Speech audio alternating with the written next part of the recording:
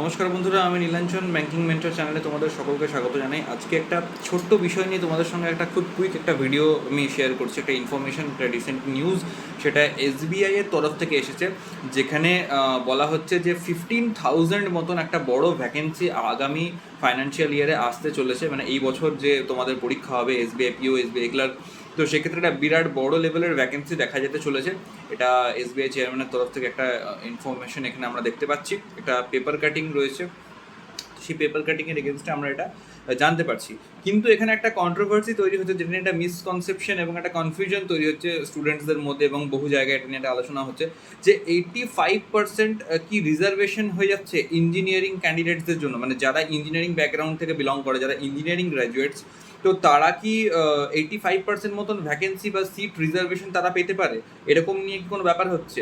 তো দেখো, এখানে আমি একটা ক্ল্যারিটি দেবো তোমাদেরকে, এরকম কিন্তু কোনো ব্যাপার নয়, এরকম কোনো কথা এখানে বলা হয়নি।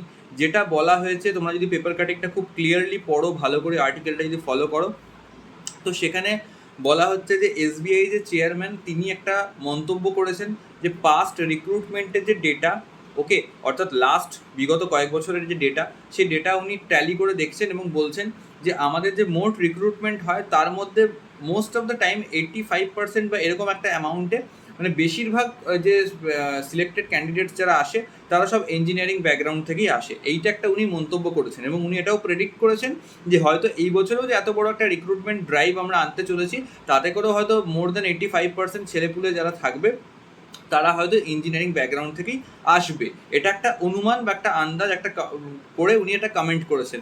এটার কিন্তু কোনো জায়গায়, এবং উনি এটাও মেনশন করেছেন তার সাথে সাথে, যে আমাদের পক্ষ থেকে কিন্তু কোনো বায়াসনেস নেই যে হ্যাঁ ইঞ্জিনিয়ারিং ব্যাকগ্রাউন্ডের ছেলেদেরকে আমরা প্রেফারেন্স দিচ্ছি বা নন ইঞ্জিনিয়ারিং ব্যাকগ্রাউন্ডের ছেলেদেরকে আমরা প্রেফারেন্স দিচ্ছি না, সেরকম কিন্তু কোনো রকম কথা বলা নেই, কোনো বায়াসনেস নেই। সকলের জন্য সমান অপরচুনিটি, যেরকমভাবে রিক্রুটমেন্ট হয়ে এসছে এত বছর ধরে, একদম সেরকম রুলস অ্যান্ড রেগুলেশনস মেনটেন করেই রিক্রুটমেন্ট করা হবে। তো এটা নিয়ে যে কনফিউশনটা হচ্ছে 85% রিজার্ভেশন ফর ইঞ্জিনিয়ারিং স্টুডেন্টস বা ইঞ্জিনিয়ার্সদের জন্য, এটা কিন্তু কোনো রকম কথা এখানে বলা হয়নি। শুধু যেটা এখান থেকে দেখার বিষয়, একটা অ্যাসপিরেন্ট হিসেবে তোমরা যারা চাকরির পরীক্ষার জন্য এত বেশি মনোযোগী হয়ে পড়াশোনা করছো, তোমাদের জন্য যেটা গুরুত্বপূর্ণ নোট ডাউন করার বিষয়, সেটা হচ্ছে 15,000 একটা ফিগার মেনশন করা হয়েছে, অর্থাৎ একটা বিরাট বড় স্তরের কিন্তু ভ্যাকেন্সি আসতে চলেছে। তাই তোমরা প্রিপেয়ার্ড থাকো, ভালো করে প্রস্তুতি করো, একদম সিরিয়াস হয়ে যাও। আগামীতে তোমাদের আরআরবি নোটিফিকেশন খুব শীঘ্রই আসতে চলেছে। তারপরে যখন এক্সাম স্টার্ট হয়ে যাবে, একবার এক্সাম সিজন যখন স্টার্ট হয়ে যাবে, আর কিন্তু পিছন ফিরে তাকানোর সময় পাবে না। ব্যাক টু ব্যাক এক্সামস কিন্তু লাইনড আপ হয়ে থাকবে। তাই প্রচুর ভালো করে পড়াশোনা এবং প্র্যাকটিসের মধ্যে চালিয়ে যাও, নিজেকে একদম নিয়োজিত রাখো, রেগুলার মক টেস্ট দাও, নিজেকে অ্যানালাইজ করো, কারেন্ট অ্যাফেয়ার্স পড়ো, মেইনসের কন্টেন্ট প্র্যাকটিস করো, এগুলোকে গ্র্যাজুয়ালি ধীরে ধীরে চালিয়ে যাও, এবং পুরোপুরি নিজেকে শানিত করো, একদম শার্পভাবে তৈরি করো।